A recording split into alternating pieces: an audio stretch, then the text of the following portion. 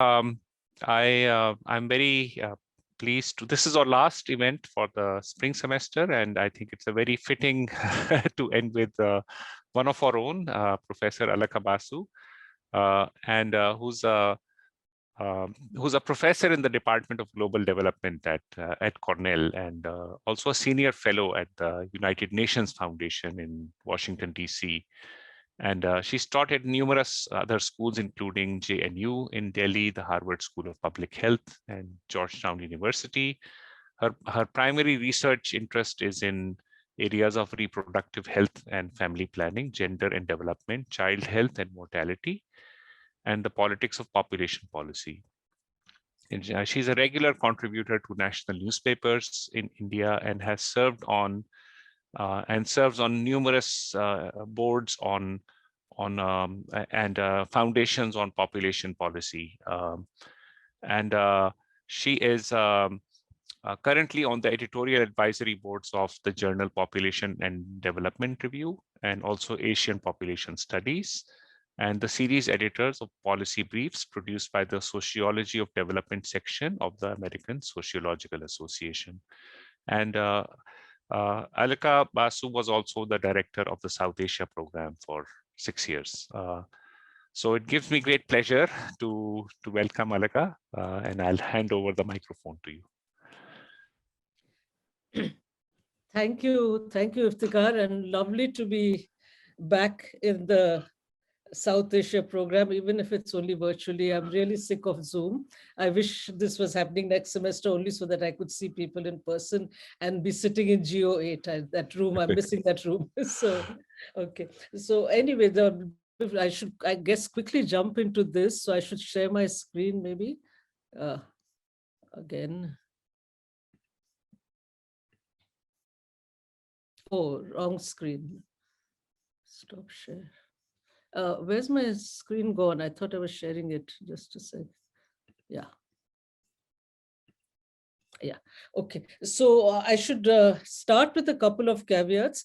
This paper, if you look at the bottom, the first draft of it was presented. First of all, it's with me and grad student Sneha Kumar. I don't know if she's here right now, but she's busy finishing her own PhD, and this was first draft was presented in 2019, so that's a year and a half ago at a conference in Delhi. But after that, of course, we all know everything that happened, and I virtually abandoned it. I was supposed to present it at a SAP seminar last spring, a year ago, and could not because I was stuck in India, and we were all, I think, so spaced out that work really wasn't possible. I abandoned the paper.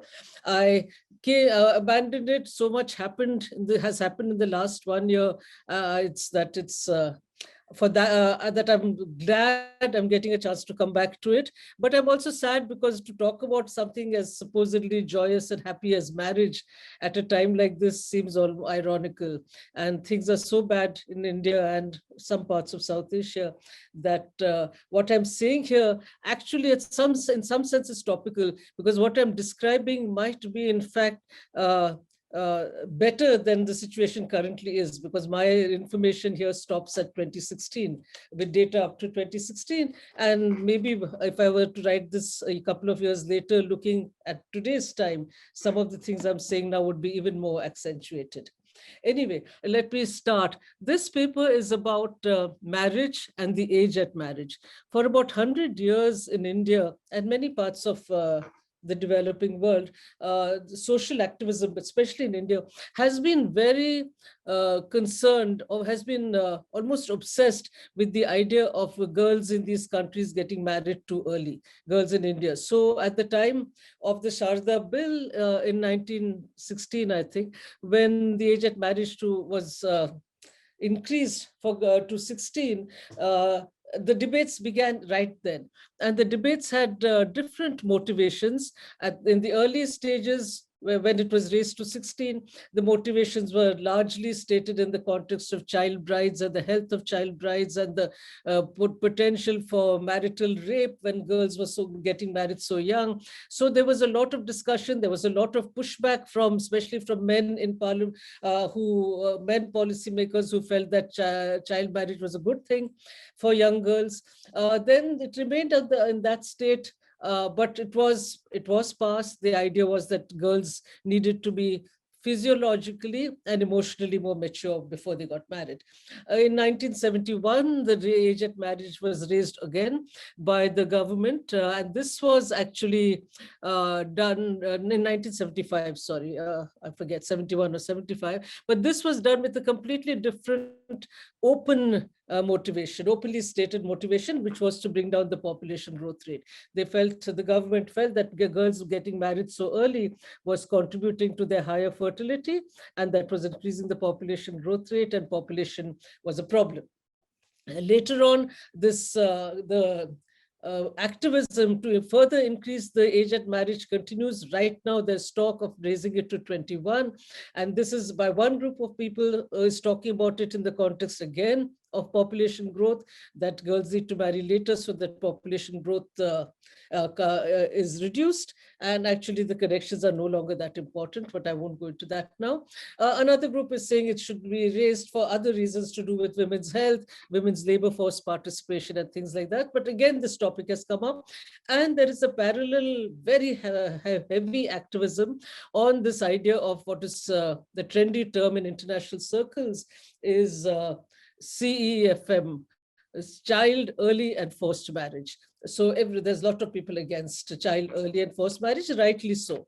But the question is really, how important is child, early and forced marriage, except in specific pockets and or at specific times? And so if you look at what have been happening to the age at marriage for women in India, I'm using data from what's called the National Family Health Survey, for which we have now 5 rounds, but the 5th round we don't have the data yet on these matters. But the last 4 rounds, which go from 1992 to 2015, which is a quarter century of data. And if you look at the number of women, percent of women not married in different age groups, you can see there's a huge rise. In the 1992, 61% of women aged 15 to 19 were unmarried, which means 40% were married. But today, 84% of them are unmarried. So women are marrying later. And it's the same even if you're looking at older women, aged 20 to 24, 33% of them in 2015 were still unmarried. So it's not that everyone's getting married at the age of 15 or 16. And things are moving. The question here in my address in my paper is, why are things moving? Is it solely to do with all this activism and legal new laws and all the positive things that girls are more educated, women are more empowered, women are now working more? Are these the reasons that alone explain it? Or might there be some less positive reasons as well for the marriages to be postponed by women? One way of thinking about this is to look at what is happening to marriage in men. And the bulk of my papers today, unlike the policy focus, which talks about women all the time, the bulk of my paper really is what is happening to marriage in men. I should say here that I'm using marriage for several reasons. I mean, it's not to say that marriage is a great, wonderful thing, but marriage for a conservative country like India is not just a proxy. It's not just that we don't have data. So formal heterosexual marriage is not just a proxy for intimate relationships. In a conservative country, it's often the only form of accessible intimate relationships available to the vast majority of people. And so using marriage makes sense, because it is actually talking about the existence or the creation of strong emotional, intimate, physical, emotional, social bonds. So then what is happening to men? The interesting thing is, here I'm looking at men who are 5 years older than women. So when I looked at 15 to 19-year-old women, I'm looking at 20 to 24-year-old men. And I was looking at 20 to 24-year-old women, and I'm looking at 25 to 29-year-old men, because typically there seems to be there's about a 5-year age gap between the ages of spouses of women and men in the marriage system, in the marriage market in India. And you find actually that the trends in women's marriage singledom are replicated almost exactly for men. So if you look at men aged 20 to 24, who would be the potential marriage partners for women aged 15 to 19, that also has gone up. Single men who are single have gone up from 61%, 62% to 75% in this younger age group. For 25 to 29, it's gone up from 24% to 36%, almost identical numbers with the 5-year younger age groups for women. So men are also marrying later. And so there isn't much shift in, it's not that women are doing something very special, the men also, and it's not surprising. So it appears also that the age gap is more or less remaining stable. So this is what is happening. We haven't yet, so these are large numbers. At the age of 24 to 20 to 24, 75% of men in India are not married. These are large numbers, and they can be compared to what is called the European marriage pattern, EMP. This is the system, age at marriage in Western Europe in the 18th and 19th centuries, it's treated as a typical it's treated as a kind of almost a marker against which you can compare other countries. And because it was characterized by about 90% of men aged 20 to 24 being unmarried, and 50% of men aged 25 to 29 being unmarried in Western Europe at this time. And it was very different from marriage systems in other parts of the world, certainly very different from India. What is interesting is that India hasn't caught up with the 90%, but it's coming close now. And other parts of the world, I should mention, not just India. The Middle East, in fact, has caught up. Several countries in the Middle East now are close to 90% here and 50% here. So there's a lot of writing about what's happening to marriage of men in the Middle East. Here I'm expanding that writing to talk about what is happening to marriage for men in India. So you can see what's happening here. So the next question that arises really is what about, why are we getting this changes in marriage? Are we getting these changes in marriage because the marriage market is changing? Is there a marriage squeeze that is changing? By which I mean that are women marrying later because there are fewer men available to marry? And so they have been forced to postpone their own marriages. And so we have a measure of what is called the marriage squeeze, where we look at the number of women aged 15 to 19 per 100 men aged 5 years older, which is 20 to 24 or 25 actually. So if you look at the trends between 1992 and 2015, what do you find? It's true. There's an excess of women. There were 109 women per 100 men. So for every 100 men of marriageable age, there were 109 women of marriageable age. So about 9 women would be left without a spouse. This was rising, by the second NFHS survey, it had gone up to 109, 118, but by 2014-15, it had come down to 166. Why had it come down? Very likely it had come down because of the sex-selective abortions that became popular in the 1980s and 90s. Those women became of marriageable age by 2015, and so there was a shortage of women. So there was not a shortage of women compared to men, but a shortage compared to the excess that had existed here.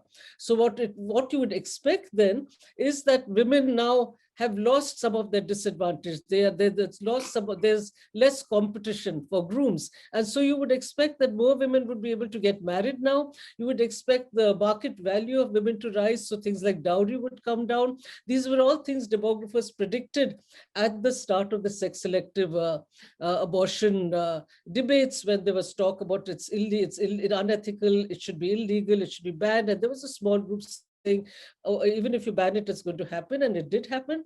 And in fact, it might be good for women in the long run because there won't be this big shortage of partners. The marriage squeeze will work in their favor. And it has worked in their favor. But nevertheless, you find that, in fact, marriage has not, the marriage rates have come down. The age at marriage has gone up.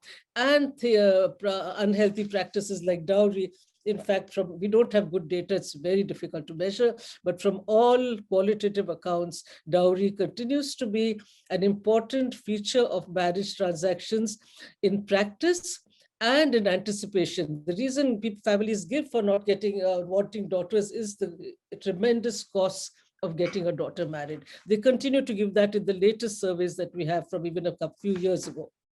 So obviously, there's something. In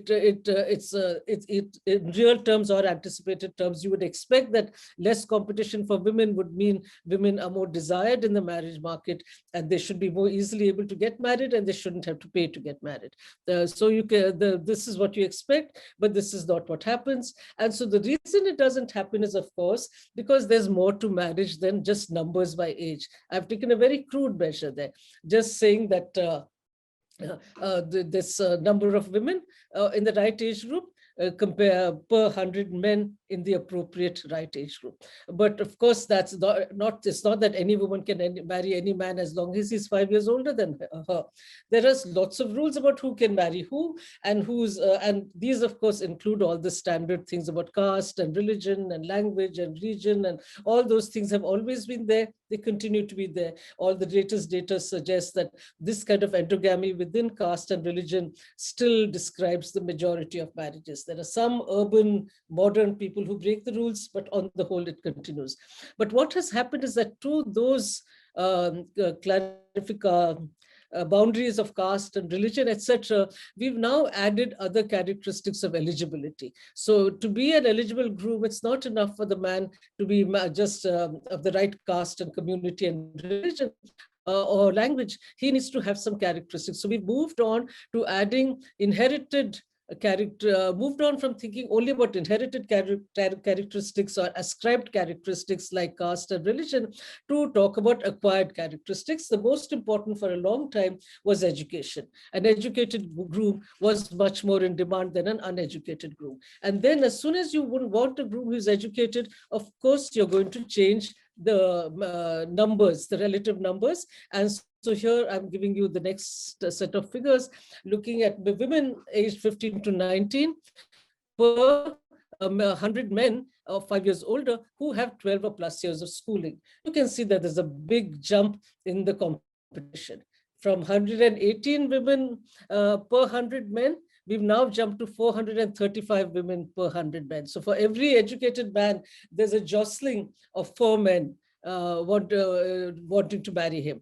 So then there's, of course, it's not surprising that the demand, the dowry demands, for example, have not petered out, because now the competition is much stiffer once you go beyond caste and community to also add education to the mix. So what has happened here is that you see that the jump for both age groups of women has been enormous, almost 4 times as many women available in the market. Remember, this you have what is called educational hypergamy in marriage. So that's why I haven't bothered. I put all women together here, not classified by education, because women are supposed to marry men more educated than themselves. So even if they're educated, it doesn't matter. They need men who are more educated. And because, in fact, men can marry women of any education level. So they have a big pool. The educated man here can marry women who are as educated as him, a bit less educated than him, or even completely uneducated. In principle, he can marry anyone.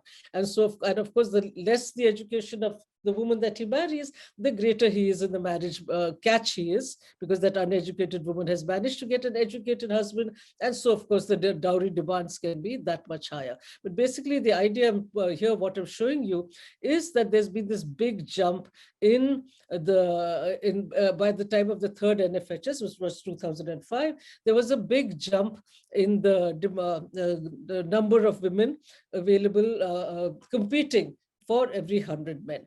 This jump reduced a little bit here by the time of the next NFHS. And the reason it reduced is because we had many men's education, all education, saw big jumps in the early 21st century. And so here what we have is many more educated men available. And so, of course, it means that the competition becomes eases a little bit. There are almost halves. So for whereas in NFHS 3, you had 400 women competing for 100 men, 100 educated men. By NFHS 4, you had 200 women competing for 100 educated men because there were many more educated men available. Schooling had expanded greatly. Secondary schooling had expanded greatly. A large number of men now have finished high school. And so there's a much bigger pool. And so the competition has eased a bit. So the competition has eased a bit. You would expect, again, for that reason, for dowry demands to come down. These don't seem to have, and in spite of this easing, and perhaps part of it is precisely to do with the easing. With so many men having an education is no longer an easy marker of social status. Almost anyone can marry a man who's finished high school because there are so many of men. There are a dime a dozen men with a high school education. So perhaps what is happening is now you need other markers to distinguish, because the literature on marriage and education talked a lot about how education was a marker of social status. So getting an educated groom for your daughter was a sign of your social status, and you were willing to pay to get that. But now with so many men who are educated, supposedly educated, what has happened is that even not so well-off people families can get relatively educated grooms because most men have a high school education. So now you need to turn to other markers of status, but you also have to become practical in the sense of understanding that at one level you wanted an educated groom because it was a social mark of socioeconomic status, but you also wanted an educated groom because he was be likely to earn a better income. His job prospects were better. What has happened now is that, in fact, people have begun realizing that there isn't this automatic correlation between education and employment, or education and good employment. And so education as a marker of marriage isn't enough. You need other ways to think about who is an eligible groom. And so even though this has come down, the competition has come down, for practical as well as social status reasons, you need to think about other characteristics of the groom that are important. And so what are these other characteristics? The most important one is employment. And it appears that employment it's a guarantee rather than assuming that education leads to better income. It's a guarantee, and it's an additional marker of social status, that not only is my groom educated, he's educated and employed. Even if he doesn't need to be employed, he is educated and employed. But what has been happening to employment in the last 15 or 20 years is, in fact, unemployment levels have fallen, have risen. So and they've risen across the board. If you're looking at men with no schooling at all, unemployment has gone up from 1.4 to 5%. For men with less than 5 years, it's gone up a little bit more.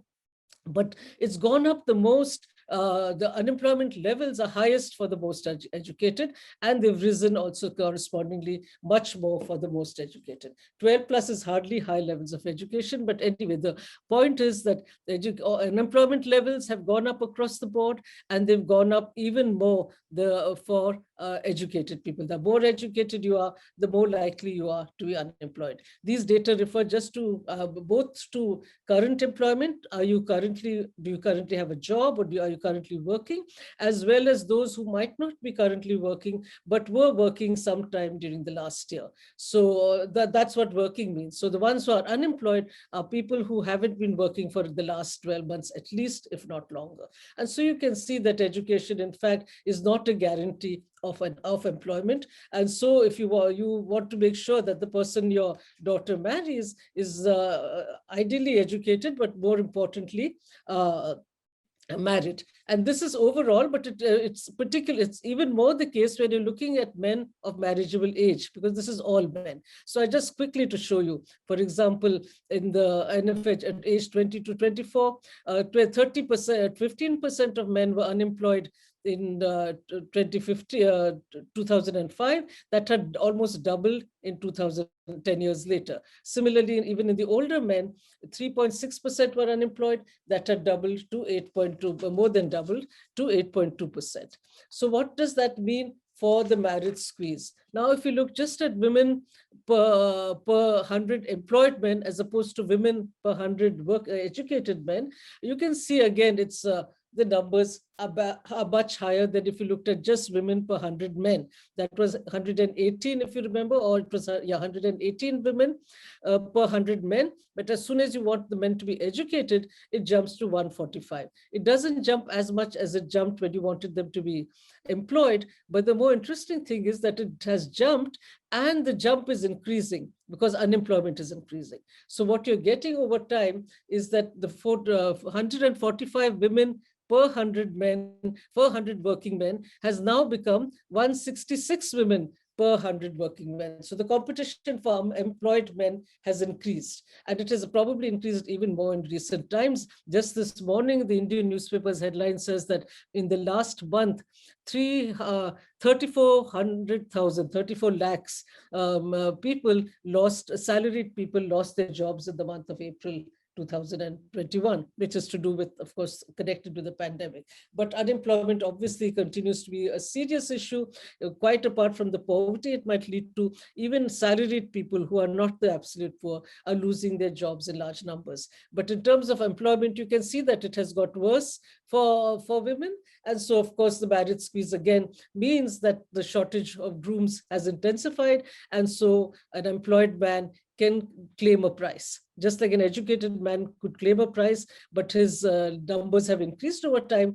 Employed men can claim a dowry, and their numbers have decreased over time. So the competition has increased. So this is just to give you some sense of what is happening to competition at the ground.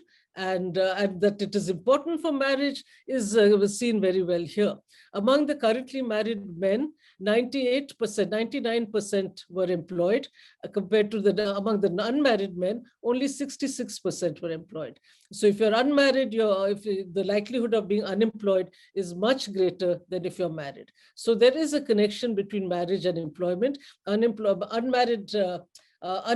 men are less likely to be married, and unmarried men are less likely to be employed. If you're getting these numbers, if they're coming out of your ears by now, don't worry, just listen to my words. But this is what is happening. And I shouldn't go into so much detail. I was going to talk a little bit about this, but we really don't have time for all that. So again, this was looking at all men, whereas if I look at women of marriageable age, what do I find? The same pattern holds. Especially for 20 to 24-year-olds, the married men, only 2% are unemployed. Unmarried men, 21% are unemployed. The same pattern holds for 25 to 24-year-old men. So let me forget about that for now. Let me go on to talk about what the implications of this are. These large numbers of men who are unemployed and unmarried. What are the implications for these men? So quite apart from the fact that the reasons for them being unmarried are connected to the greater demand for educated and employed men, what does it mean to say that we have all these large numbers of unemployed men or in the younger age groups? So who are these unemployed men? If you look at the data by education and you look at the trends over time, there are three things that you find here. So for every age and education group, what you have is unemployment has gone up with time. For the uneducated, it's gone up from 1% to 7%. In the younger men, it's gone up from 0.4 to 3.5% for the 25 to 29. So for every age group over time, these are the showing you over time, unemployment has gone up. The second thing that you find, which I've already said, is that unemployment levels rise with education. So the highest levels of unemployment, both for men aged 20 to 24 and 25 to 29, are among those with a 12 plus years of education. They are very low for the younger, they're much lower for the completely lower educated group men. And that's not surprising because of the men with so little education are very likely to be very poor as well. They cannot afford to be unemployed. They have to take any work they get. So many of these are probably employed in a very notional sense. They're underemployed, they're partially employed, they're partly employed, seasonally employed, but they've done some work in the last 12 months, so they're counted as employed. These people with some education can afford to be more picky about the kind of work they get, and it's not surprising that their educational levels, their unemployment levels are dramatically higher than for the lowest group. But the point here is that unemployment has risen for every category, and unemployment is higher for the higher, more educated you are, so the more likely you are to not to be unemployed. So the questions then arise that what does this mean for these men who are unemployed? What are some of the implications connected with, especially if they're connected with the previous slide showing you that unemployed people are less likely to be married. So if these people are also less, not only are they unemployed, but they're less likely to be married than the employed, what are some of the implications of these? I would say that being unemployed and unmarried is not the same for everyone. The implications are not the same for everyone. So the ones with very low levels of education, the ones in red here, who have very low levels of education and are unemployed, they represent one category. These people represent another category who have relatively high levels of education, but are unemployed. So let's begin with these people, the ones who are unemployed and very low levels of education. So they basically are the worst off. The low socioeconomic status, unmarried. If they're unmarried, I'm talking about the ones who are unmarried, and we saw that they're more likely to be unmarried. What are called NEETs in India. They're not educated, not in education, and not in training. So they're unemployed, not educated, not employed, not in education, not in training. NEETs, the word that's used, meaning that these are people who don't have a job, who are not very educated, who are not currently in schooling, they're not enrolled in education or in any training that might help them get a job. And so who are these people? So these people represent a large number. If you saw, these are the people in red, and these are the people who political scientists, for example, call a youth bulge. These are young people. I'm talking about people 24 to 29, 20 to 24, and 25 to 20. I'm talking about men. I'm not talking about women. Women, that's a different story. I won't go into that. So these are the men who constitute what's called the youth bulge. Demographers, if these people were working, we wouldn't have called them a youth bulge. We would have called them a demographic dividend. These are the people who are going to raise income levels in the country. But if they're unemployed and they're of very low education and they're unmarried, then they are a classic youth bulge, which is bursting with political and social implications. So these are people who are socially and economically disempowered. They have the scope. They are often the foot soldiers. They may not be politically explosive as yet, but they are very easy, as we are seeing right now, foot soldiers of political parties. They can be easily bought or recruited for any kind of instability, instigation, whether it is social or political. And I think what we're seeing right now, unfortunately, we don't have data on in the last 10 years in the country, the violence associated with young people taking to the streets is this youth bulge constitutes an important part of it. These are the people who in fact practice hyper masculinity because they in fact their way of demonstrating their way of challenging their disempowerment is to become even more male than it would be necessary if you had other markers of empowerment like education and employment. If you don't have those, there's a large literature on what is called hegemonic masculinity, where the marginalized groups who don't fit into the practices of hegemonic masculinity, in fact, become hyper-masculine, become even more masculine as a way of demonstrating their masculinity. They have even more accentuated patriarchal values. But in the marriage market, in fact, they're losing out because they are the ones who are ineligible, who are not wanted. And you do have evidence of a resort to bride price. Dowry, instead of dowry, what you have in this group is a large number of people, in fact, importing brides from outside because they're importing brides from outside the state or even outside the country. Bangladesh is an important provider of brides, for example, to North India. And they pay for that. So there is the reversal of dowry. You're actually paying to be able to get married because you do, in fact, need a spouse. You don't want to remain unmarried all your life. You need a spouse to run your home. You need a spouse to tend to the farm while you look for another job. Again, there's a huge literature. I'm not going into it. But basically, this group is a group that may be too poor to be a threat to social and political instability, but may also be desperate enough to be a threat. The reason I'm talking about this, bringing in not just the lack of education and lack of employment, but bringing in the marital status, is because marriage, from all accounts, it's a very interesting literature which I've only recently become familiar with. Marriage, from all accounts, has a dampening impact on it might increase domestic violence, for example, if you're unemployed and uneducated, but it has a dampening impact on overall, overall availability for violence or other kinds of instability or causing practices. This is both because socially the stakes are greater. You don't want to you're more risk averse. If you're married, you don't know because you have more at stake. You have a partner, you probably have children, and you have more at stake. You don't want to take the kinds of risks that unmarried, angry young men can take. And a married, angry young man would still think twice. And the interesting thing is that we have evidence now from endocrinology, for example, that marriage and fatherhood tend to bring down testosterone levels. So we know that testosterone is associated with greater competitiveness, it's associated with greater aggression in men. The thing is, the causality was never very clear. It seems to work both ways. It seems to cause greater aggressiveness and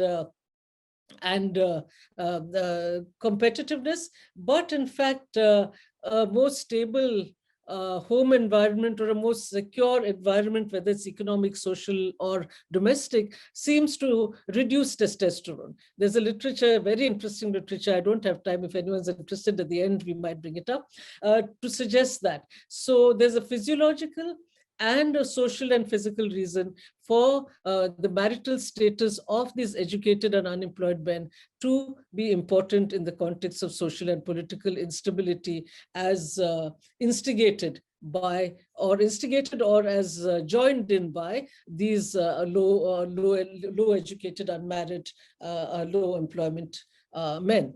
What about the second category of men? So these people are not the ones who are going to be available to get much dowry. If anything, they are often having to pay a bride price because they are not eligible. They are not they're not desirable in the marriage market.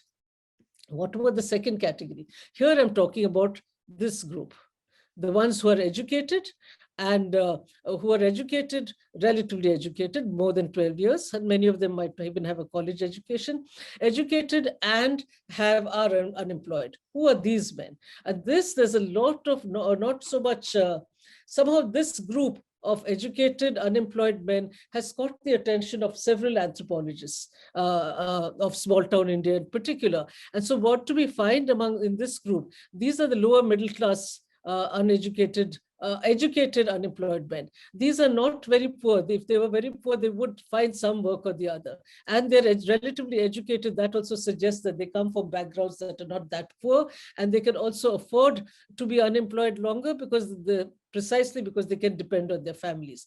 But that dependence itself, the anthropologists point out, leads to a much greater disempowerment, especially within the home. It's typo there. They are they are at the mercy of the elders in their families. They cannot leave home. They cannot get married. We just saw that they were less likely to be married if they are unemployed. And so what we have is this large numbers of young men who are negotiating what some anthropologists call the in-between status, an in-between status being neither here nor there. You're an adult, but you don't have the responsibilities of an adult. You are able to take on the responsibilities of an adult in terms of you don't have a job, you're not married, you're dependent on your parents. There's a large literature in the Middle East on this group of people who is relatively educated and unemployed, which uses the term waiting, the waiting group. These people are waiting for something to happen in their lives. It's a period of extended adolescence.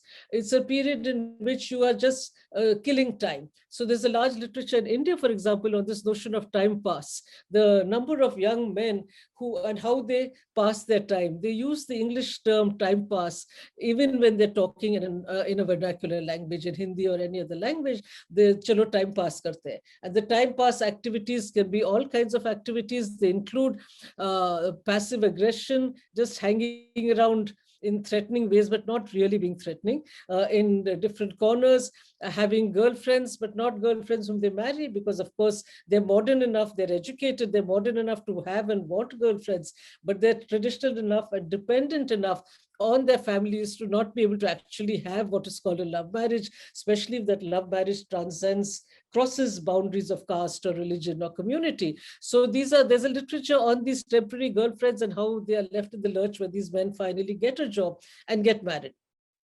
There's a literature on how these men deal with their disempowerment and their depression, whether it's through drugs or through alcohol, because the interesting thing is that their education makes them feel that that they have to be respectable. They're educated, they're respectable, they cannot do the things that uneducated people do. I remember one quote I particularly remember in a paper by Perry, I think, which talks about the fact that I can't even commit suicide. People will say, well, how could an educated man do something as awful as commit suicide? So you turn to drugs or alcohol, you turn to sex with love affairs, which you're very proud of, you smoke, you do. These descriptions by the anthropologists are fascinating of these young, educated, unemployed men. And that language that is used, that they're neither here nor there, they're in between, they're waiting, they're extendedly adolescent. Because they don't have any of the responsibilities of adolescence. They're looking for ways to pass their time. And what is one of the ways that they pass their time? They become what I call mature students. They seem to be endless. They get endless degrees and certificates from all kinds of strange, shady, useless educational institutions. There's been a huge jump in private educational institutes in India. You'll see them anywhere in the outskirts of any of the big cities. And these are primarily classes in all kinds of subjects which hand out degrees, basically making you have one more degree on your biodata, but making you completely, leaving you unemployable. The Infosys Chairman Narayan Murthy had talked a few years ago. He says this big burst of education is not doing us any favors. These men are as unemployable as they were before they had these various degrees. And you can see that again, if you look at these people who are unmarried and not in employment, the lower middle class people who are still in educational institutes. So this is NSS data. I don't have it from the NFHS survey, but still, you can see there's a big jump in the number of 20 to 24-year-old men who are still in college. These are not people who these are people who are just collecting educational qualifications of very dubious quality. But this is one way of passing the time. And again, these anthropologists have written about these young men who are supposedly enrolled in institutions, because that's one way to say that I'm not working because I'm studying. But they rarely attend classes. They're usually seen hanging around cigarette shops or tea corners, hanging around the gates of women's colleges to harass women, not necessarily in any very physically harmful way, but just becoming a nuisance.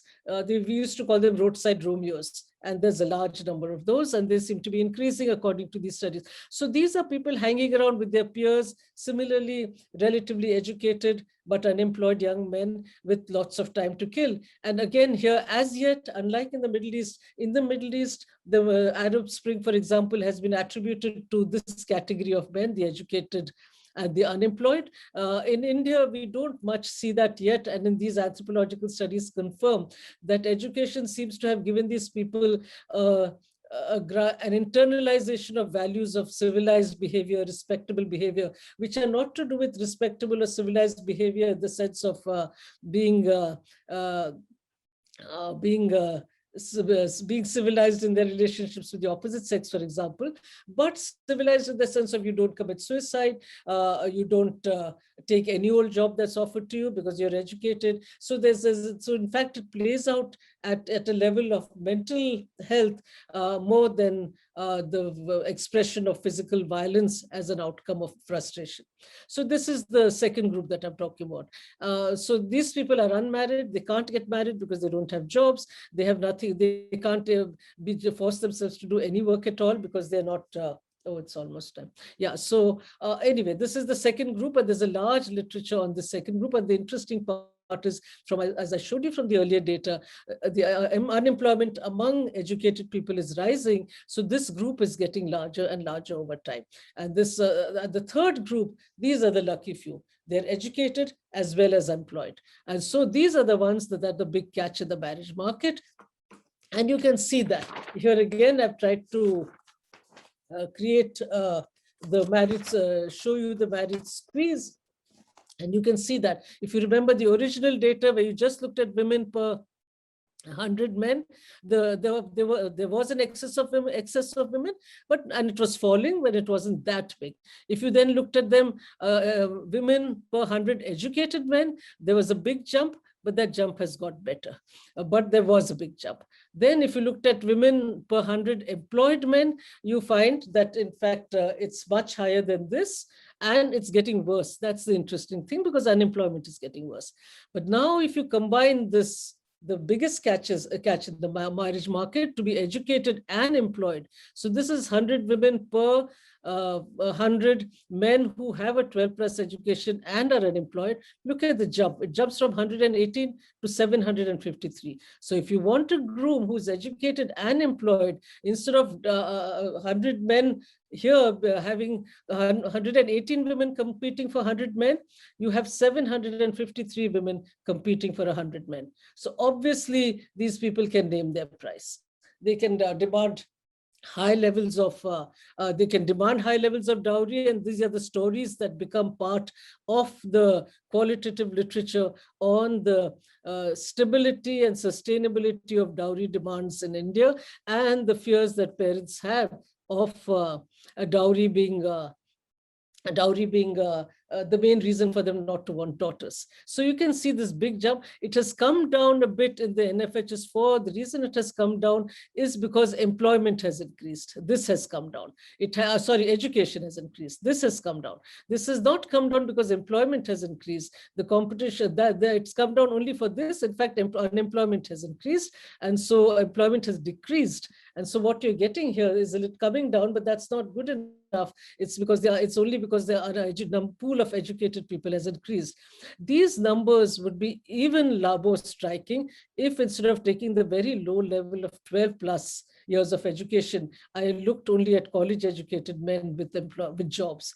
I would expect, I haven't done that, that's the next stage. We hope to do some tables on education, higher levels of education, and fully expect these numbers to go up to well over 1,000, probably closer to 2,000 women competing for 100 educated men, highly educated employed men. So these are the people who give us all this, who are responsible for the discourse on the difficulty of finding grooms for daughters and parents not wanting the daughters to get married. I should mention the importance of employment also, the little bits of employment, quite apart from looking at the marital status with employment, which is the empirical data.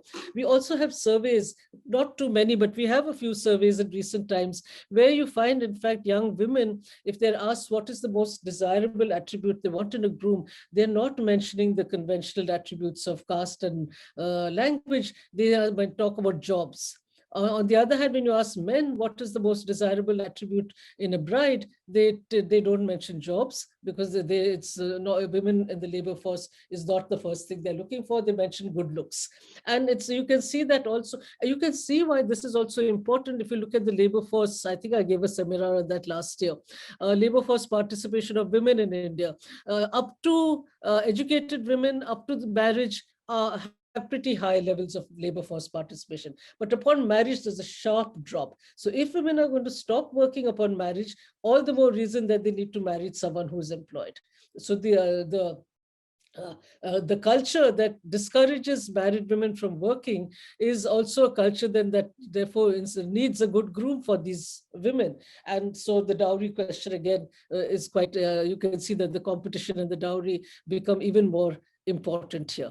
So this is the summary, but I want to then just quickly go on to, I'm looking at, this is looking at 20 to 24-year-old. Oh, don't worry about that. This is just look at different age groups, so the story is the same.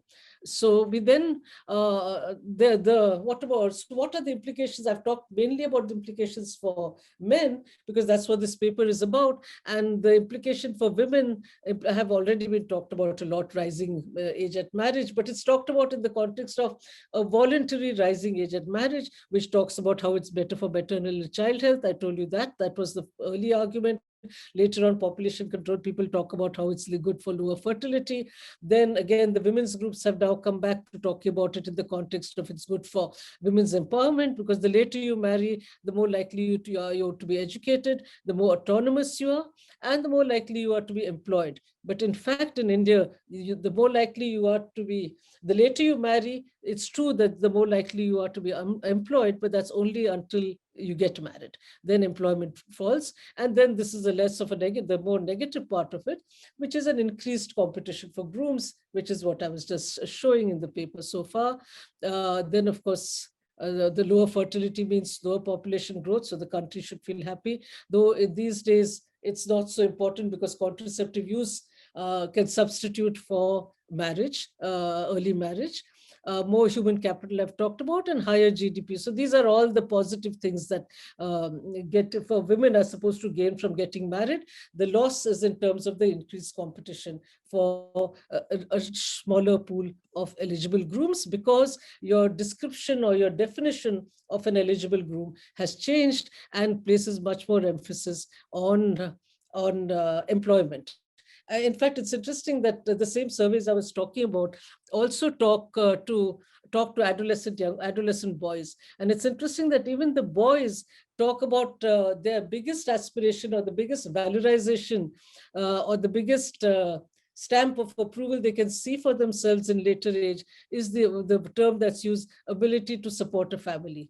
So they see themselves as being validated through being potential breadwinners. And so you can see those other problems that I talked about through the denial to them of this potential breadwinning activity through lower employment, worse employment prospects, must have mental consequences as well. Finally, I should talk about for women and men. It's very ironic that in the literature on the West, all the literature on marriage talks about how marriage is good for health. Whereas you saw here in India, it's all about how marriage is bad for women's health. Right? Whether you're talking about childbearing or marital rape or domestic violence, we focus on the bad things, and so we want women to marry later. In America or Europe, it's the opposite. tomes have been written and then exploited by political groups like groups for the promotion of marriage and the family, that the health of adults is vastly improved, and rightly so. Data do show that through marriage for various reasons. I can't go into that here, but they do show that, maybe partly to do with the physiological things I mentioned, that you lead less, you're less risky in the lifestyle that you lead once you get married, either because you yourself have physiological hormonal changes in the context of men that makes you more risk averse, or you have this sense of responsibility for other persons, or in fact you have partners who impose controls on your lifestyles through better food, less risky behavior outside the home, etc. There's a large literature on that. But in the context of India, what is important also is that marriage postponement on the whole means at least publicly enforced involuntary celibacy. So marriage is sort of the officially sanctioned, or only officially sanctioned outlet for sexual relations. But of course, that is not the case in practice. In practice, of course, young people who marry later still want, desire, and get sex. And so what we need to think about when we're talking about this is really to be focusing a lot more on sex education, for example. And that is something that's, again, highly politicized in India. There's one group that says that's encouraging premarital sex, and so we shouldn't have sex education. Another group says we should have it because it's going to just go underground. It does exist, and we are seeing that in the levels of abortion and unplanned pregnancies taking place among unmarried people. So there are these other implications as well. And finally, if I have a few minutes, I just want to talk about future prospects. And future prospects I'm talking about in a very optimistic tone. As I said, right now, things don't look so good, but hopefully it's temporary. The pandemic has upended jobs, and in fact, unemployment levels have gone up greatly, even for those with education. As I said, today's papers talk about 34 lakh in salaried people losing their jobs last month. So we hope that's not going to be the trend. Oh.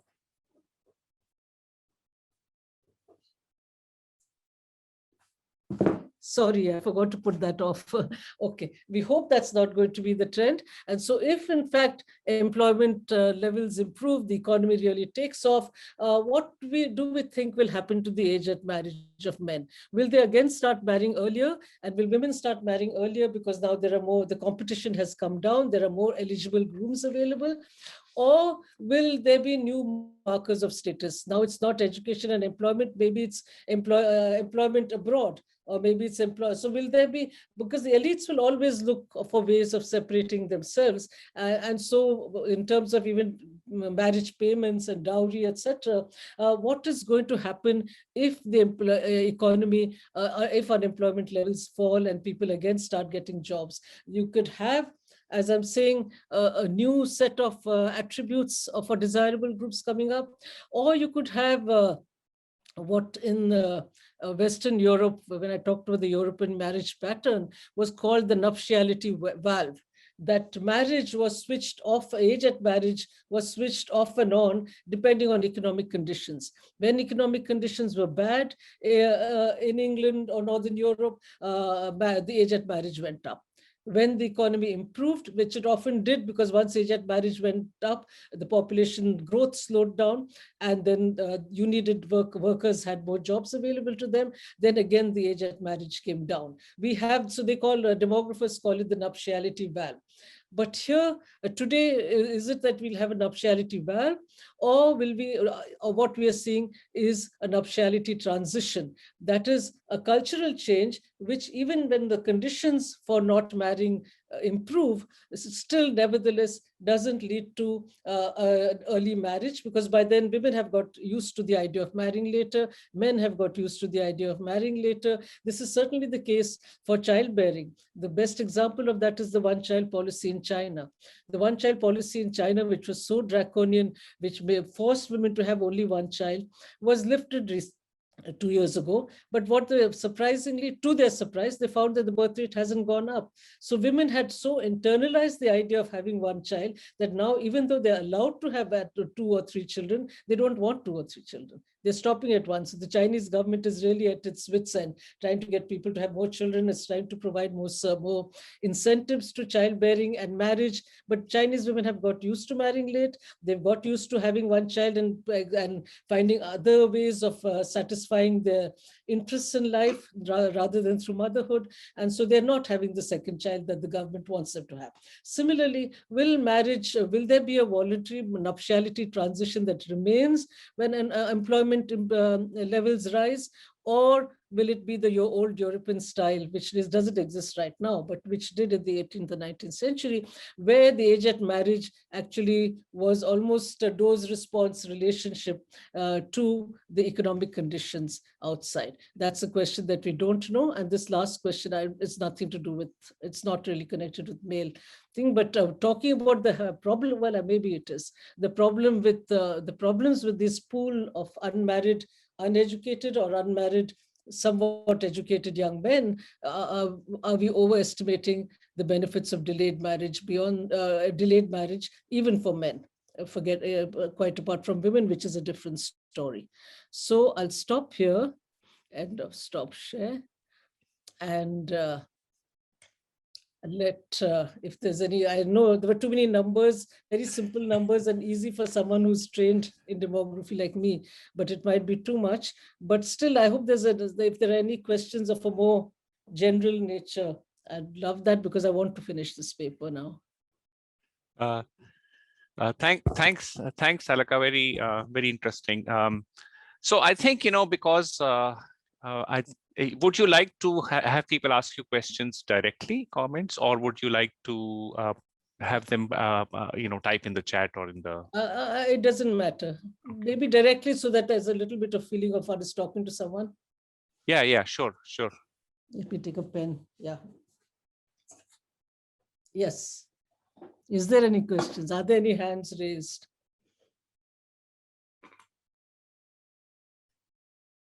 There is a question in the chat box. I'll read. Oh, okay. Let me then look at it. Yeah, from Rachana Kantekar. I'm wondering if there is a problem counting students as unemployed, especially since unemployment numbers drop so much by the age 25 through 29. The reason I bring this up is because, in fact, the literature suggests that unemployment is a reason for being a student, rather than being a student being a reason for being unemployed. So especially in young men, I agree, by the age of 25 to 29, it's difficult to remain a college student. But still, there's a rise in the number of students 25 to 29 who are still studying and are unemployed. These people, and it appears again from the qualitative literature, that these people who are aged 24, 23, 24, 25, and the numbers are rising and are still calling themselves students, are in fact being respectable in some sense. This is their way of explaining their unemployment. Once they get a job, this is their way of waiting for a job. Instead of just waiting for a job sitting at home, you wait for a job, getting one more degree, partly in the hope that one more degree will improve your employment prospects, which it usually doesn't,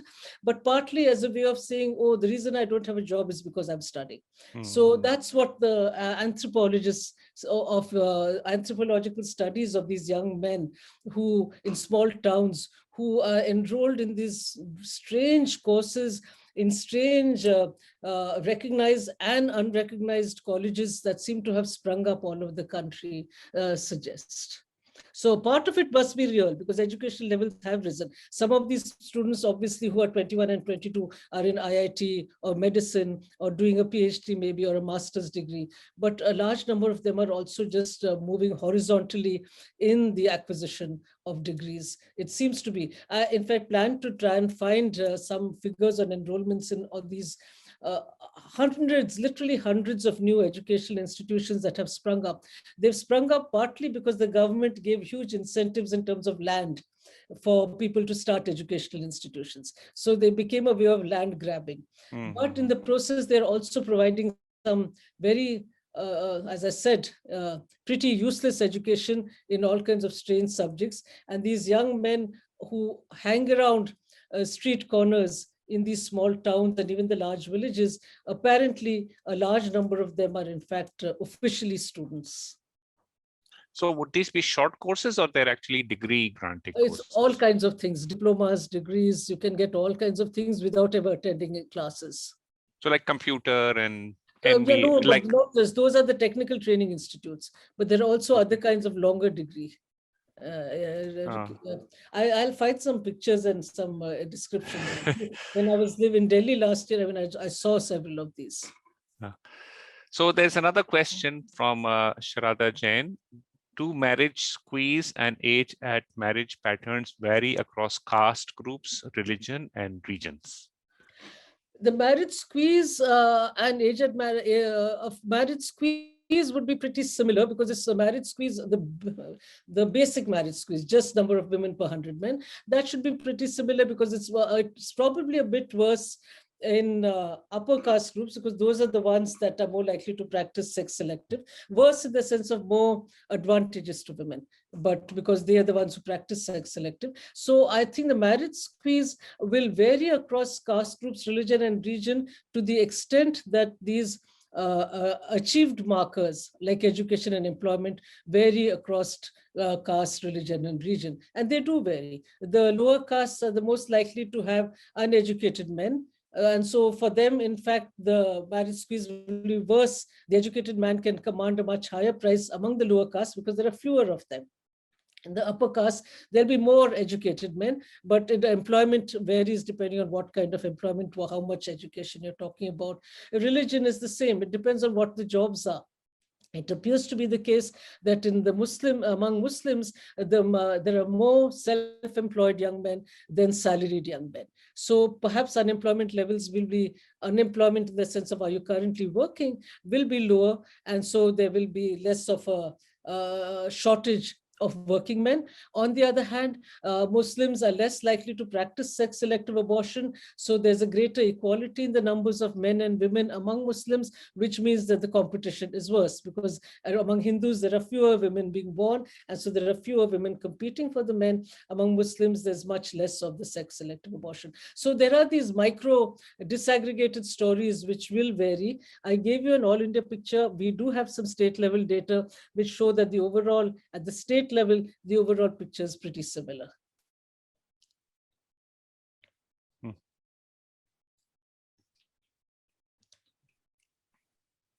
So in the later part of your talk, you link this this phenomena to basically like the political kind of the way these people become cannon fodder, basically, for political manipulation. So is there, I mean, my question is there, I mean, we hear a lot about troll armies and unemployed students and so on being, but are there good studies of we don't have, it's very difficult to get information on this, and I think 5 years down the road we will have more.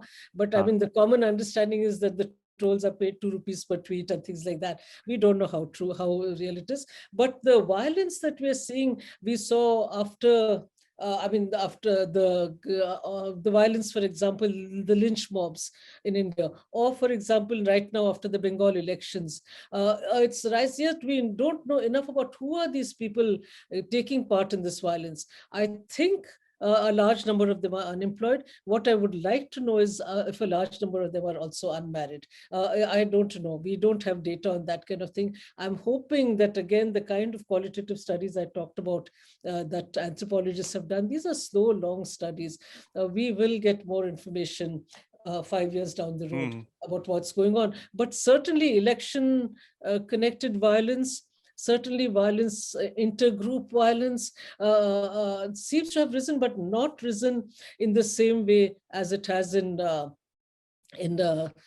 Middle East, for example. And that, I think, is connected to cultural factors. It's connected to the way, up to now, at least, education is seen, even by these unemployed men, as something that restricts their ability to become violent, that it's not done. You don't do that.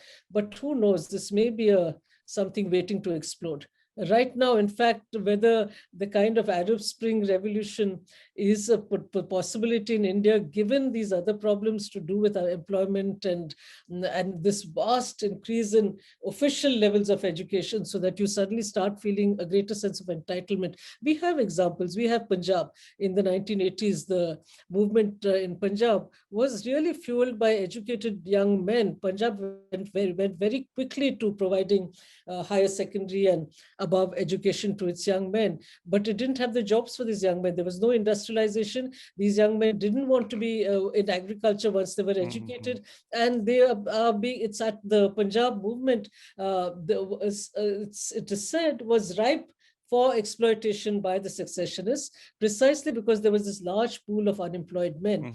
Today, Punjab is showing a different problem with these unemployed, educated young men, which is the problem of drugs. There's a huge amount of writing. So there isn't political violence, but there is, in fact, the opposite. Perhaps the way to be respectable is to internalize your frustration. And the drug problem is huge. I mean, they may try blaming Pakistan and Nepal for the importation of drugs, etc.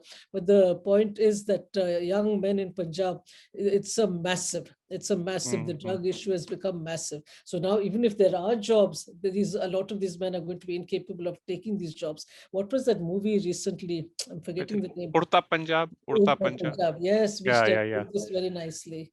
Yeah. So do you have any solutions?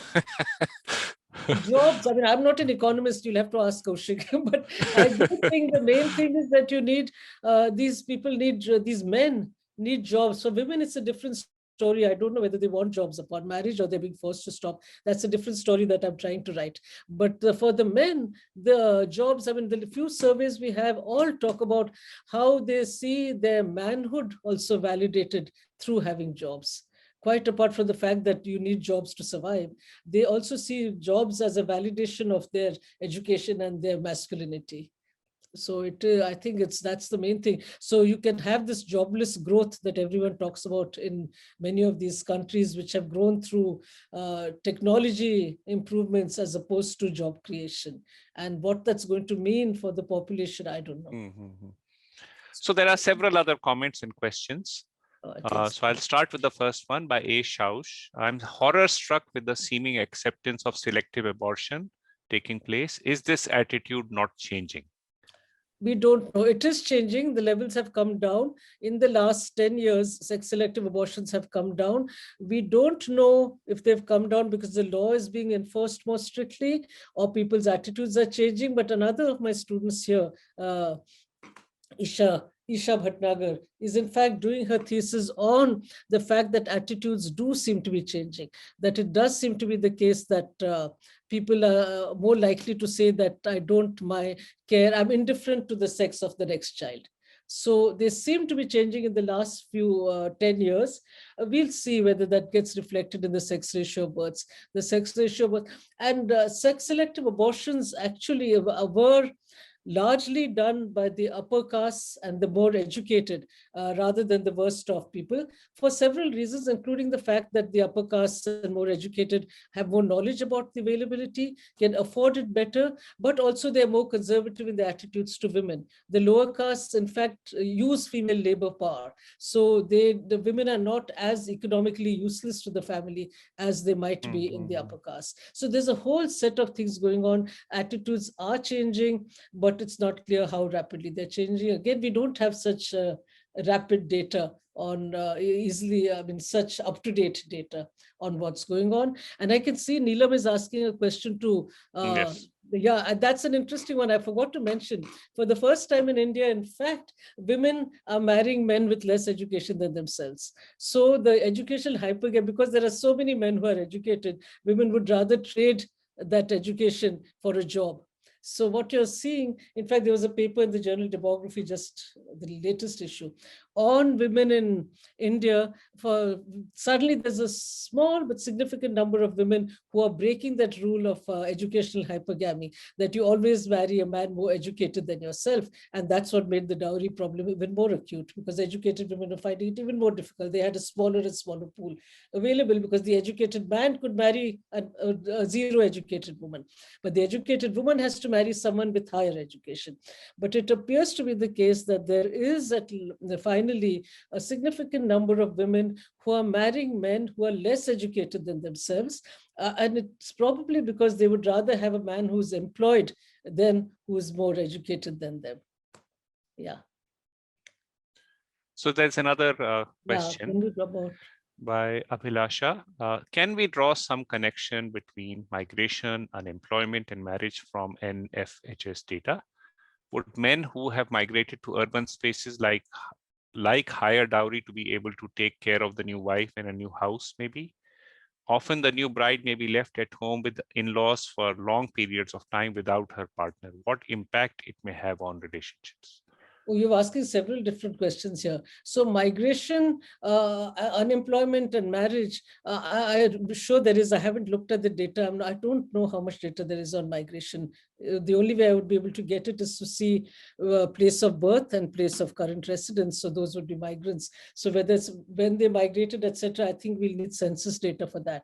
But migration is typically, if it's men in another place, it is for employment. And so if they do get employed, of course, their marriage prospects are going to improve. So if what the intention for asking dowry, whether it is to say that I need that money to be able to support a wife and a home in the city, or whether it is because now I'm entitled to dowry because I have a job, so I'm more eligible in that sense. What the motives are for the dowry being higher in urban employed men, whichever the motive it is, that I'll want the money because I'm going to your wife, and that's partly said that I'm going to take on an expense of a wife who will not be earning, and so you need to pay me for that, taking on that expense. Which, if you put it that way, it sounds awful, nasty. If you put it this way, it sounds a bit better. But I don't know. I'm expecting this overall employment marriage relationship suggests that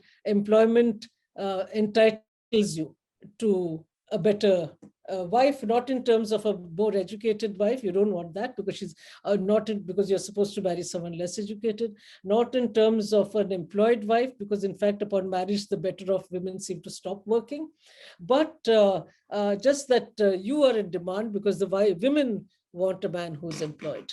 And what is this about? The bride is left behind at home, etc. All that's going on for sure. The women left behind, there's a large literature on the women left behind, with the men working in the towns and the cities, but a lot of these are actually the low income people. So that's a different category from the richer people who can afford to have moved with their family to better jobs in the city. These are low income people, but there is a lot of writing on the left behind women. On the one hand, these left behind women are disenfranchised because they don't have their spouses' support. On the other hand, there is some writing saying that in fact, they get empowered because now they become the managers of the family land and the family property, etc., because the men are working in the city. So there's a mixed literature on that. And what it means for relationships, it's not very clear. I'm particularly interested in what it means for sexual relationships and health connected with that. I mean, women being left behind are in a sense being left behind, left without a sexual partner as well. They're getting the remittances from that partner. And there are some little interesting studies on this. For example, in South India, you have very high levels of female sterilization as soon as 2 children have been born. And again, these are anthropologists who really need to study, who talk about this stuff. There's some interesting stuff on the one hand, we say she's too young, a 23 or 24-year-old woman shouldn't be sterilized. On the other hand, there's some evidence that in fact, this gives her a level of sexual freedom because she doesn't have the fear, especially if her husband is in another town. She doesn't have the fear of becoming pregnant here because she's having relations with someone else. And it also gives her in-laws a greater sense of family honor being protected, that they of course don't want their daughter-in-law having sex outside the home. But if their daughter-in-law needs to work and get out of the house and maybe having relations, at least the family is not going to be lumped with the dishonor of a pregnant daughter-in-law when the man is working outside. So there are all these other little things going on, which I mean, I'm not, these are the side stories. I was just trying to give you the big picture here. So comment from Andrew Wilford.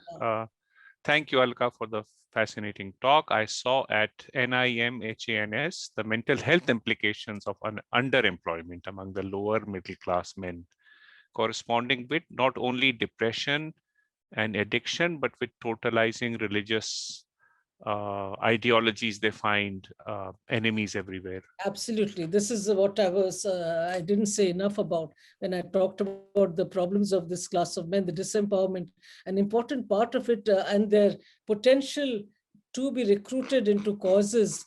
An important cause now is really this finding of imaginary enemies.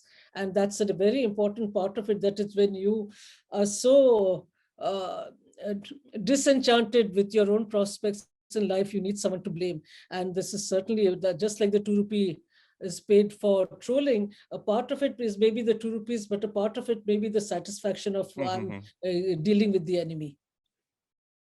Yeah.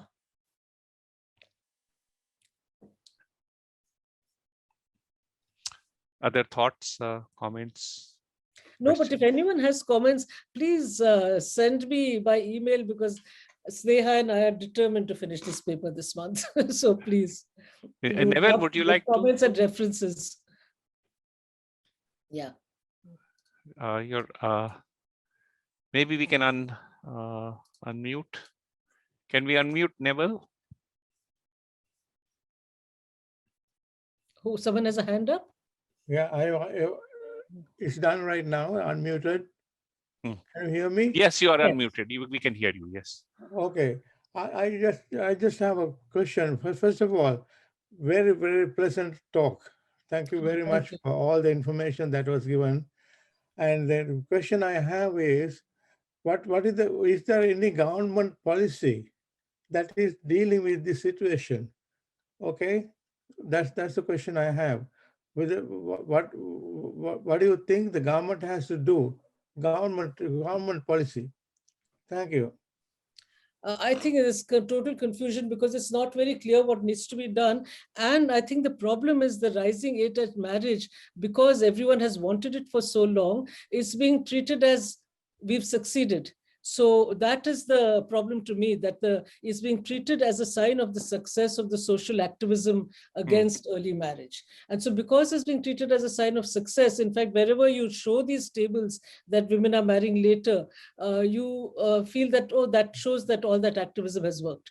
But so you need really to think harder about why are they marrying later? And once you start thinking in these terms, these pure, even just the basic numbers, then you start having doubts about, is it just that they're doing it for all the good reasons of modernization and education and empowerment, etc., or is there something else? And I don't know of any policies that are addressing the marriage question, except in the way of, as I said, make it even later. Right now, there's a big debate that let's increase the age at marriage even more. So that's the debate taking place. So the other debate has to be at the level of the employment. That there's a lot going on about economists, but not connecting it to the marriage part. They're just connecting it, of course, to all the problems of unemployment, including poverty, but including also the depression, the scope for violence, as I'm saying, I'm finding it very interesting to see the literature on neuroendocrinology about the hormone level changes that occur with marriage. And I wasn't aware that actually there have been there's a famous longitudinal study in the Philippines. It's longitudinal, so you're able to actually see what happens as people enter steady relationships. As I said, most of it is marriage, because that's all that's available. But any kind of steady relationships, I would think, you do find a drop in testosterone, and therefore you find a drop in the possibilities for aggressive behavior. because aggression is not just a function of testosterone, it needs the right environmental stimulants. But those stimulants are less effective in people who have lower levels of testosterone, it appears. And lower levels seem to come out of some kind of domestic stability, job security. The two things that seem to reduce is the security that comes from jobs and the security that comes from intimate, close relationships. But I don't see anything at the policy level talking about those kinds of things. The policy level is, of course, just about the job crisis. And in the context of marriage, anyway, the policy level is, oh, wonderful, we are succeeding, people are marrying later. Yeah. Okay, thank you. Well, I would like to thank Alaka for